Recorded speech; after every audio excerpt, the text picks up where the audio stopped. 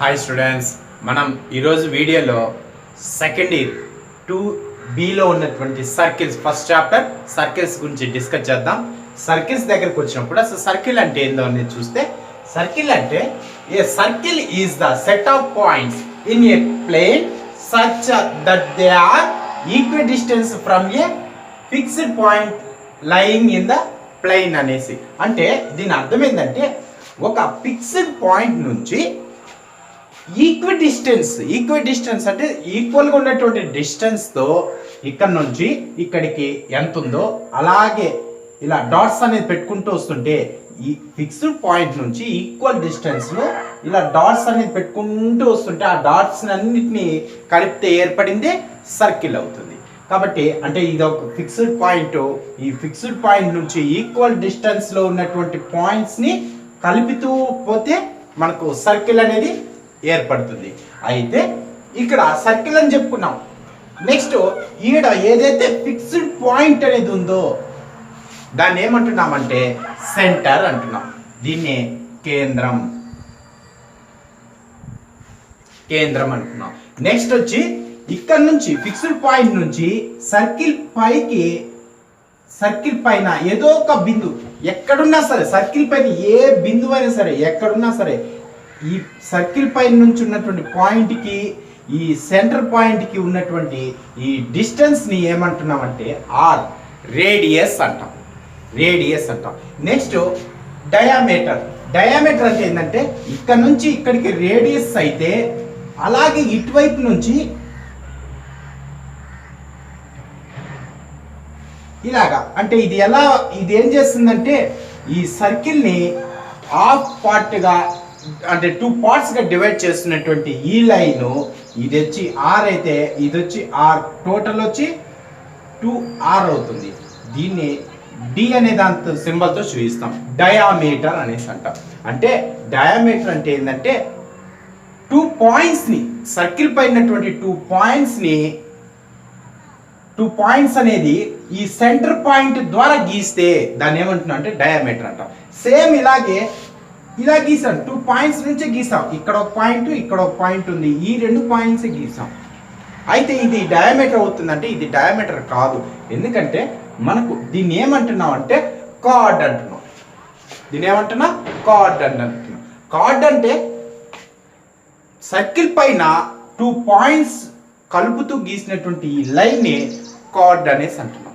ఈ కార్డ్ అనేది ఎలా ఉంటుందంటే ఇక్కడ చిన్నదిగా ఉంది, పోయే కొద్దికి ఈ సెంటర్ పాయింట్ దగ్గరికి వచ్చేసరికి పెద్దదిగా ఉంటుంది. అంటే ఈ క్వాడ్ అనేది సెంటర్ పాయింట్ ద్వారా గీస్తే అతి పెద్ద క్వాడ్ ఏర్పడుతుంది. ఆ అతి పెద్ద క్వాడ్నే మనం డయామీటర్ అనేసి అంటున్నాం. కానీ ఇక్కడ ఈ డయామీటర్ కూడా ఒక క్వాడే. అయితే అన్ని క్వాడ్లు డయామీటర్ కాదు, ఓన్లీ సెంటర్ పాయింట్ ద్వారా గీసినటువంటి ఈ క్వాడ్ని మనం ఏమంటున్నాం అంటే డయామీటర్ అనేది. ఈ డయామీటర్ అనేది ఇలాగే కాదు, ఇలా గీసినా వస్తుంది, ఇలా గీసినా వస్తుంది. అంటే సెంటర్ పాయింట్ ద్వారా అంటే సెంటర్ పాయింట్ ద్వారా గీసినటువంటి ఏ క్వాడ్ అయినా సరే డయామీటర్ అవుతుంది. అంటే అన్లిమిటెడ్ క్వాడ్స్ అనేది వస్తాయి. అంటే అన్లిమిటెడ్ డయామీటర్స్ అనేది గీయచ్చు. అయితే మనం గుర్తుపెట్టుకోవాల్సింది ఏంటంటే సెంటర్ పాయింట్ నుంచి సర్కిల్ పైన ఉన్నటువంటి పాయింట్ గీసినటువంటి దాన్ని రేడియస్ ఆర్ అనేసి అంటాం. అలాగే ఇటువైపు రేడియస్ అయితే దాన్ని ఇలా ఇటువైపు కూడా పొడిగిస్తే, సెంటర్ పాయింట్ ద్వారా ఇటువైపు కూడా పొడిగిస్తే దాన్ని డయామీటర్ అంటున్నాం. ఇక్కడ 2 పాయింట్స్ డయామీటర్ అంటే ఏంటంటే సర్కిల్ పైన ఉన్నటువంటి 2 పాయింట్స్ని ఈ సెంటర్ పాయింట్ ద్వారా కలుపుతూ గీసినటువంటి ఈ లైన్నే మనం ఏమంటున్నాం డయామీటర్ అంటున్నాం. అయితే ఇక్కడ గీసినటువంటి 2 పాయింట్స్ ద్వారా గీసినటువంటి ఈ లైన్ వచ్చి క్వాడ్ అనేది అవుతుంది. అయితే ఈ క్వాడ్లో అతిపెద్ద క్వాడ్ ఏంటంటే డయామీటర్ అవుతుంది. ఆ డయామీటర్ సెంటర్ ద్వారా వెళ్తుంది. సెంటర్ ద్వారా వెళ్ళేటువంటి క్వాడ్ని మనం ఏమంటున్నాం డయామీటర్ అనేసి అంటున్నాం. నెక్స్ట్ ఇక్కడ ఏదైతే సెంటర్ పాయింట్ అంటున్నామో దీన్ని సి అనే దాంతో చూపిస్తాం.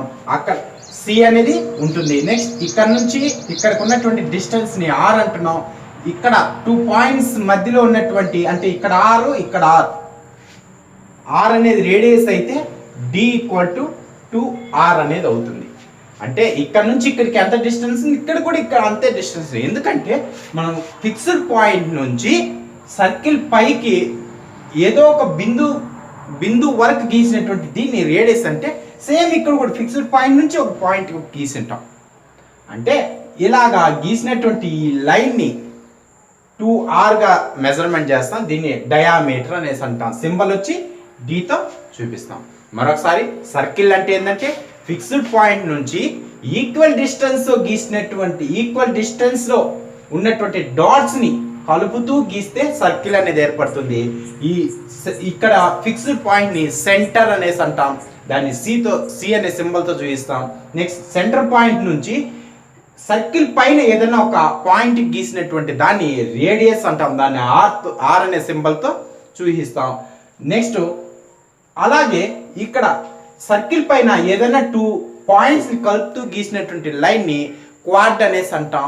ఈ క్వాడ్ అనేటువంటిది ఇలా సెంటర్ పాయింట్ ద్వారా గీస్తే దాన్ని డయామీటర్ అనేసి అంటాం. అతి పెద్ద క్వాడ్ వచ్చి డయామీటర్ అవుతుంది. సెంటర్ అంటే కేంద్రం, రేడియస్ అంటే వ్యాసార్థం. నెక్స్ట్ డయామీటర్ అంటే వ్యాసం, వ్యాసంలో సగం వ్యాసార్థం అనేది అవుతుంది. నెక్స్ట్ వచ్చి క్వాడ్, దీన్ని జా అనేసి అంటాం. అంటే అతి పెద్ద జానే వ్యాసం అనేది అవుతుంది. ఇది ఎలా వెళ్తుందంటే సెంటర్ ద్వారా అంటే కేంద్రం ద్వారా వెళ్తున్నటువంటి జాని మనం ఏమంటున్నాం, డయామీటర్ అనేసి అంటున్నాం. ఇది సర్కిల్ సంబంధించి సర్కిల్లో ఉన్నటువంటి పార్ట్స్. నెక్స్ట్ మనకేంటంటే ఈక్వేషన్ ఆఫ్ ది సర్కిల్ అనేది కనుక్కుంటున్నాం. ఎలా వస్తుంది ఈక్వేషన్, ఎలా కనుక్కోవాలని చూస్తే మనకు ఇచ్చినటువంటి సర్కిల్లో సెంటర్ పాయింట్ అనేది ఉంటుంది. అయితే ఇప్పుడు మనం ఏం చేస్తున్నామంటే సెంటర్ పాయింట్ అనేటువంటిది సెంటర్ ఎలా వెళ్తున్నది అంటే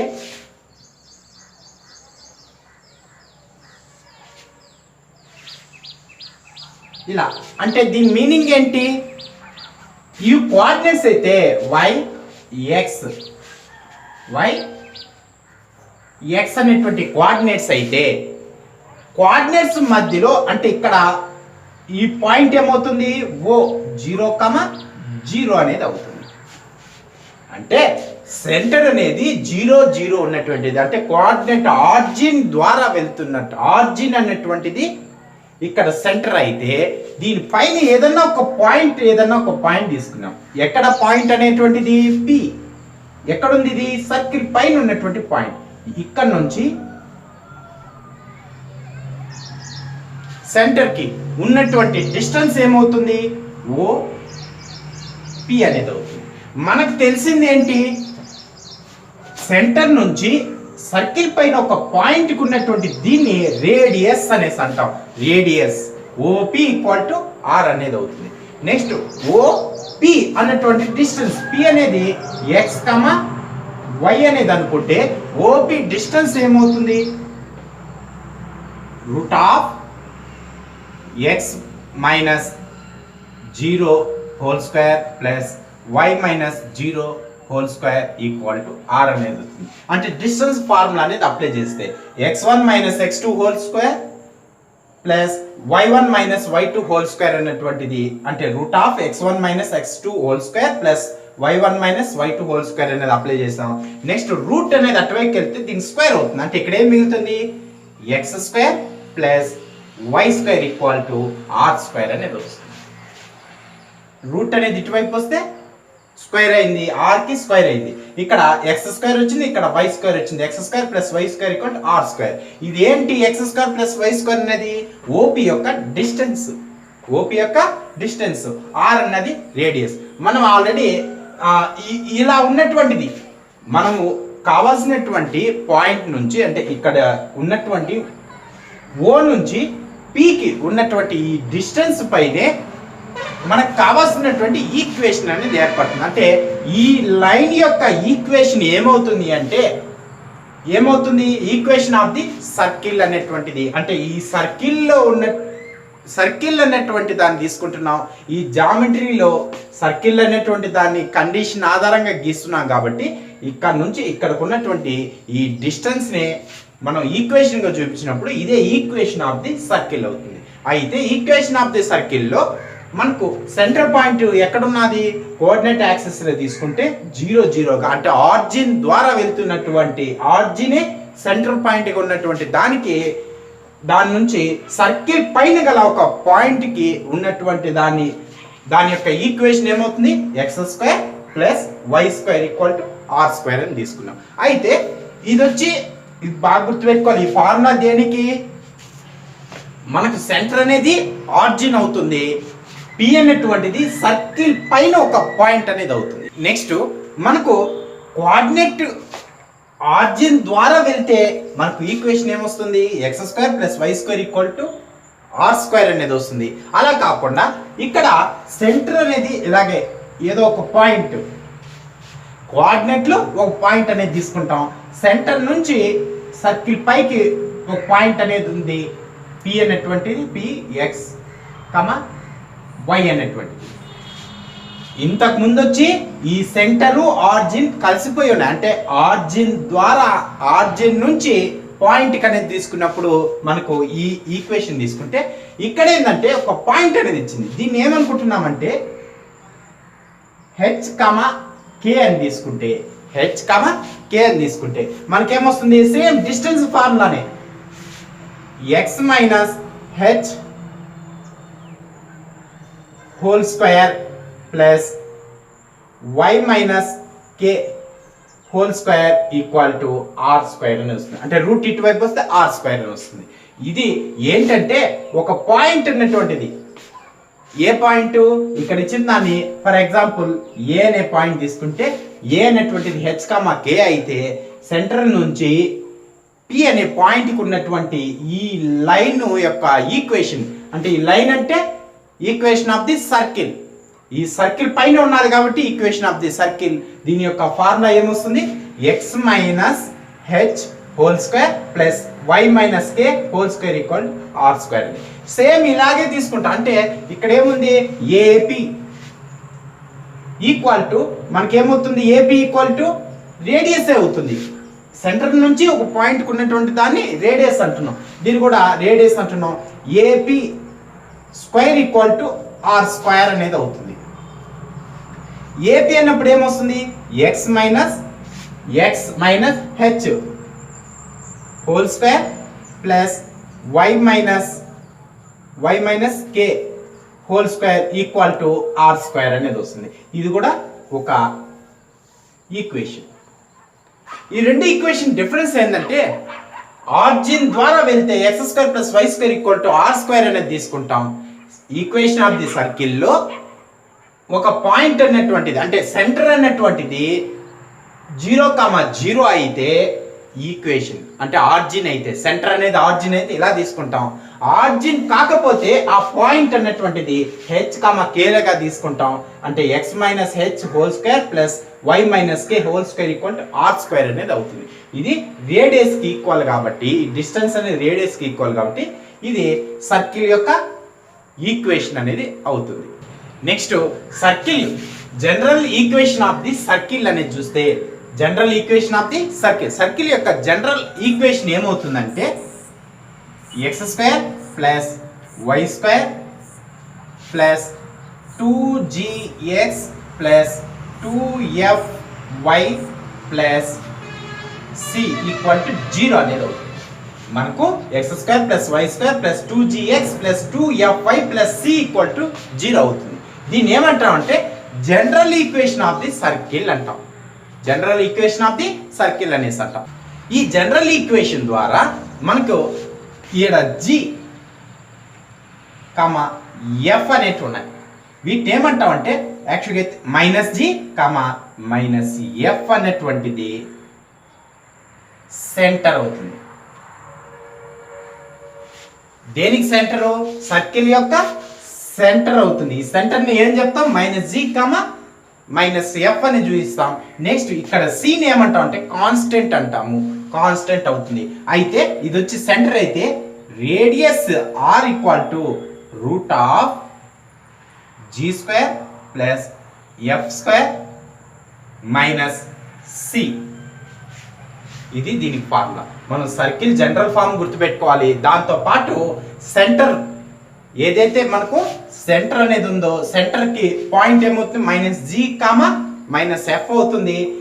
radius r √g² + f² - c అనేది అవుతుంది. ఇక్కడ బాగా గుర్తుపెట్టుకోవాల్సింది మనం ఏంటంటే జనరల్ ఈక్వేషన్ గుర్తుపెట్టుకోవాలి. ఈ ఈక్వేషన్ నుంచి ఇంతకు ముందు చెప్పినటువంటిది సెంటర్ ఆరిజిన్ అయితే అంటే -g, -f అన్నటువంటిది -g, -f అన్నటువంటిది 0, 0 అయ్యింది అంటే ఇక్కడ g ఉన్న ప్లేస్ 0 అయిపోతుంది, ఇక్కడ g ఉన్న ప్లేస్ 0 అయిపోతుంది. నెక్స్ట్ దీన్ని బట్టి మనకి ఏమొస్తుంది x² + y², x² + y². ఈ రెండు 0 అయిపోయాయి కాబట్టి ఇంకా మిగిలింది ఏంటంటే -c + c 0 అనేది వస్తుంది. అయితే ఇక్కడ c ఏంటి అంటే ఈ రెండు 0 అయిపోయినప్పుడు రేడియస్ అవుతుంది. ఎలాగంటే మనకు ఈ రూట్ ఇటువైపు పంపించేస్తే r² ఈ రెండు 0 కాబట్టి -c అనేది వస్తుంది. అంటే ఇక్కడ ఏదైతే మనకు ఇంతకు ముందు చెప్పినటువంటి ఫార్ములాలో x² + y² r² అన్నటువంటి చెప్పుకున్నాం. ఎప్పుడు ఆర్జిన్ ద్వారా వెళ్తున్నటువంటి సర్కిల్ ఇదే ఆర్జిన్ అయితే ఇలాగా వెళ్తున్నటువంటి ఈ ఆర్జిన్ నుంచి సర్కిల్ పైన ఉన్నటువంటి ఒక పాయింట్ గీసినట్టయితే, ఒక లైన్ అనేది గీసినట్టయితే ఈ సర్కిల్ యొక్క ఈక్వేషన్ x² + y² r² అని చెప్పుకున్నాం. ఇక్కడ r² అంటే ఏంటి -c. ఇక్కడ x² + y² -c అవుతుంది. ఈ -c ఇటువైపు వస్తే ఇది వస్తుంది x² + y² + c 0. అంటే మనకు బాగా గుర్తుపెట్టుకోవాల్సింది ఏంటంటే ఇందాక చెప్పిన ఈక్వేషన్స్ ఏవైనా సరే అన్నీ ఈ జనరల్ ఈక్వేషన్ నుంచే వస్తాయి. అంటే x² + y² + 2gx + 2fy + c అన్నది జనరల్ ఈక్వేషన్ గుర్తుపెట్టుకోవాలి. ఇందులో -g, -f అనేది సెంటర్ అవుతుంది. r రేడియస్ కావాలంటే g² + f² - c √g² + f² - c అన్నటువంటిది r అవుతుంది. ఇక్కడ c అంటే ఎనీ కాన్స్టెంట్ అంటాం. ఒక కాన్స్టెంట్ ఏదైనా ఒక కాన్స్టెంట్ అనేది తీసుకుంటాం. వీటి ద్వారా ముందు వచ్చినటువంటి x² + y² r² అన్నది దీని ద్వారానే మనకు వస్తుంది. నెక్స్ట్ మరొక సర్కిల్ ఈక్వేషన్ కనుక్కుందాం. ఇప్పుడు మనం తీసుకునేటువంటిది ఏంటంటే మనం కోఆర్డినేట్స్ అనేది తీసుకున్నాం. ఇందులో సర్కిల్ గీస్తున్నాం. ఎక్కడ గీస్తున్నాం అంటే ఇక్కడ. ఇప్పుడు మనం ఏదైతే ఇక్కడ డాట్ గా పెడుతున్నామో అదే సర్కిల్. అంటే ఇక్కడ ఏంటంటే సర్కిల్ అన్నటువంటి దాని రేడియస్ అనేది లేకపోతే, అంటే రేడియస్ అంటే ఏంటి g² + f² - c 0 అనేది అయితే, రేడియస్ అనేటువంటిది 0 అయితే దాని ఈక్వేషన్ ఎలా ఉంటుందంటే x² + y² 0 అనేది అవుతుంది. అంటే మనకు రేడియస్ లేదు, ఇక్కడే ఉన్నది. మన సర్కిల్ ఎక్కడ గీసాం ఆర్జిన్ లోనే గీసాం. ఆర్జిన్ అనేది ఒక డాట్ గా సర్కిల్ అనేది గీయబడింది. అలాంటప్పుడు దాని యొక్క డిస్టెన్స్ అనేది 0నే అవుతుంది. డిస్టెన్స్ 0 అయితే మన డిస్టెన్స్ నే మనం ఏమంటున్నాం r అంటున్నాం. ఈ r అనేది 0 అయిపోయింది.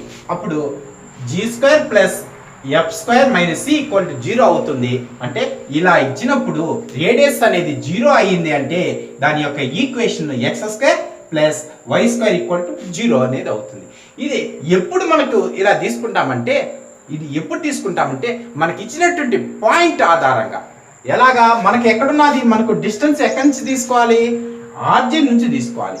ఎక్కడికి సర్కిల్ పైకి, సర్కిల్ అనే దానికి సర్కిల్ దగ్గర తీసుకోవాలి. అయితే ఎంత డిస్టెన్స్ లో ఉందంటే ఇక్కడ అక్కడే సర్కిల్ అనేది వచ్చింది కాబట్టి, ఇక్కడే సర్కిల్ అనేది వచ్చింది కాబట్టి డిస్టెన్స్ 0 కాబట్టి x² + y² 0 అని పెట్టాం.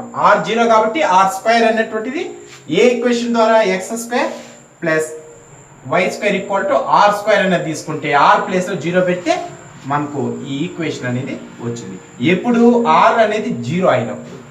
కోఆర్డినేట్స్ మీద మనకు కావాల్సినటువంటి సర్కిల్ అనేది ఉంటే ఫస్ట్ది మనకు ఈ కోఆర్డినేట్ మీద y యాక్సిస్ x యాక్సిస్ ఇక్కడ వచ్చి 0 అంటే ఆర్జిన్ అనేటువంటిది. అంటే మన సర్కిల్ ఎలా వెళ్తున్నది? ఆర్జిన్ ద్వారా వెళ్తున్నది. అంటే పాయింట్ ఏంటి? పాయింట్ ఏమవుతుంది? 0,0 అనేది అవుతుంది. అంటే మన సర్కిల్ మనకు కావాల్సినటువంటి సర్కిల్ అనేది 0,0 ద్వారా వెళ్తూ ఉంటే దాని ఈక్వేషన్ ఏమొస్తుందంటే x² plus y² plus 2gx plus 2fy equal to 0 అనేది అవుతుంది. ఇక్కడ ఆర్జిన్ ద్వారా వెళ్తున్నటువంటిది అంటే 0,0 ద్వారా పాస్ అవుతున్నటువంటి సర్కిల్ పాస్ అవుతుంటే దాని ద్వారా వెళ్తూ ఉంటే ఈక్వేషన్ అనేది ఇలా అవుతుంది. అలా కాకుండా మనకు x యాక్సిస్ అనేటువంటిది సెంటర్ పాయింట్ అయితే అంటే సర్కిల్ యొక్క సెంటర్ పాయింట్ x యాక్సిస్ మీద ఉన్నది అంటే దాని మీనింగ్ ఏంటి అంటే సెంటర్ ఏంటి? సెంటర్ కి ఫార్ములా ఏంటి? -g,-f అనేటువంటిది ఫార్ములా. అయితే x యాక్సిస్ మీద ఉన్నది అంటే ఇక్కడ ఏదైతే ఆర్డర్ ఆఫ్ ఫెయిర్ లో y కోఆర్డినేట్ అనేటువంటిది 0 అవుతుంది. y కోఆర్డినేట్ 0 అవుతుంది అంటే f అనేది 0 అవుతుంది. కాబట్టి ఇక్కడ x² plus y² plus 2gx plus c equal to 0 అనేటువంటిది. ఎప్పుడు ఇక్కడ పాయింట్ అనేది x,0 ఉన్నప్పుడు అంటే పాయింట్ ఎక్కడ? ఏం పాయింట్? సెంటర్ అనేటువంటిది సెంటర్ x,0 అవుతుంది. అంటే x కోఆర్డినేట్ ఉంటుంది, y కోఆర్డినేట్ అనేది 0 అవుతుంది. కాబట్టి ఈ ఈక్వేషన్ తీసుకుంటాం. పైన ఉన్నటువంటిది ఇక్కడ 0,0 ద్వారా పాస్ అవుతున్నటువంటి సర్కిల్ యొక్క ఈక్వేషన్ పైదైతే 0,0 ద్వారా పాస్ అవుతున్నటువంటి త్రో 0,0 ఇక్కడ వచ్చి సెంటర్ సర్కిల్ యొక్క సెంటర్ అనేది x యాక్సిస్ పైన ఉంటే సెంటర్ x యాక్సిస్ పైన ఉన్నది అంటే y కోఆర్డినేట్ అనేది 0 అవుతుంది. కాబట్టి దాని సెంటర్ ఏమవుతుంది? -g,f అయితే దీనికి -g అనేది అలాగే ఉంటుంది, f అనేది 0 అవుతుంది. దీన్ని సబ్స్టిట్యూట్ చేస్తే ఈక్వేషన్ సబ్స్టిట్యూట్ చేసి f అనేటువంటిది 0 అయిపోతుంది. కాబట్టి మిగిలినట్టు వస్తుంది. నెక్స్ట్ అలాగే సర్కిల్ అనేటువంటిది సర్కిల్ సెంటర్ అనేది y యాక్సిస్ పైన ఉంటే ఇక్కడ ఏమవుతుంది? x అనేది 0 అవుతుంది, y అనేటువంటిది ఉంటుంది. అంటే దాని ఈక్వేషన్ ఎలా వస్తుంది? x² plus y² plus 2fy plus c equal to 0. ఇక్కడ 3 ఈక్వేషన్ చెప్పుకున్నాం. ఫస్ట్ ఈక్వేషన్ ఏంటంటే త్రో 0,0 వెళ్తున్నటువంటి సర్కిల్ యొక్క ఈక్వేషన్ వచ్చి x² plus y² plus 2gx plus 2fy equal to 0 అనేది తీసుకుంటాం. అలా కాకుండా సెంటర్ అనేది x యాక్సిస్ పైన ఉంటే f అనేది 0 అవుతుంది. కాబట్టి x² plus y² plus 2gx plus c equal to 0 అనేది తీసుకుంటాం. అలా కాకుండా సెంటర్ అనేది y యాక్సిస్ పైన ఉంటే సెంటర్ అనేది y యాక్సిస్ మీద ఉంటే x² plus y² plus 2fy plus c equal to 0 అనేది అవుతుంది. ఇక్కడ ఇది వచ్చి త్రో 0,0 ఇది వచ్చి సెంటర్ అనేది x,0 ఇక్కడ సెంటర్ వచ్చి 0,y అనేది అవుతుంది. అంటే x కోఆర్డినేట్ 0 అవుతుంది, y కోఆర్డినేట్ పైన మనకు సెంటర్ అనేది ఉంటుంది. దాన్ని ఎలా రాస్తామంటే 0,-f అనేసి రాస్తాం. ఇక్కడ g అనేది 0 కాబట్టి g లేకుండా f మాత్రమే అలాగే పెట్టుకోండి. నెక్స్ట్ కాన్సెంట్రిక్ అంటే ఏందో చూద్దాం. అంటే ఏంటంటే మనకు ఒక సర్కిల్ అనేది తీసుకుంటాం. అంటే సేమ్ సెంటర్ తో మరొక సర్కిల్ కానీ తీసుకున్నామంటే సెంటర్ అనేది ఈక్వల్, రెండిటికి సేమ్ సెంటర్ తో రెండు సర్కిల్స్ ఇలా గీసామంటే దాన్ని ఏమంటాం అంటే కాన్సెంట్రిక్ అంటాం. ఇందులో సెంటర్స్ ఆర్ సేమ్ అంటే రెండిటికి సెంటర్స్ అనేది ఈక్వల్ గా ఉంటుంది. కాన్సెంట్రిక్ అంటే ఏంటంటే సేమ్ సెంటర్ నుంచి గీసినటువంటి 2 సర్కిల్స్ ని కాన్సెంట్రిక్ అనేసి అంటాం. అంటే ఇక్కడ ఇక్కడ సెంటర్ అనేటువంటిది ఈ సర్కిల్కి, ఇక్కడ గీసినటువంటి సర్కిల్కి సెంటరు ప్లస్ ఈ సర్కిల్కి కూడా సెంటర్ ఒకటే అవుతుంది. అంటే రెండు సర్కిల్ సెంటర్ అనేది ఒకటేగా గీసినట్లయితే, ఒక సెంటర్తో రెండు సర్కిల్స్ కానీ గీసామంటే దాన్ని కాన్సెంట్రిక్ అనేసి అంటాం. నెక్స్ట్ ఇక్కడ సెంటర్ అనేది సేమ్ అవుతుంది. అయితే దీని ఈక్వేషన్ ఏమవుతుందంటే, first circle equation x square plus y square plus 2gx plus 2fy plus C equal to 0 అనేది అవుతుంది. అంటే సర్కిల్ ఈక్వేషన్ అయింది. అయితే సెకండ్ సర్కిల్ యొక్క ఈక్వేషన్ ఏమవుతుందంటే x square plus y square plus 2gx plus 2fy plus C dash equal to 0. అంటే ఇక్కడ C అంటే ఏంటంటే కాన్స్టెంట్,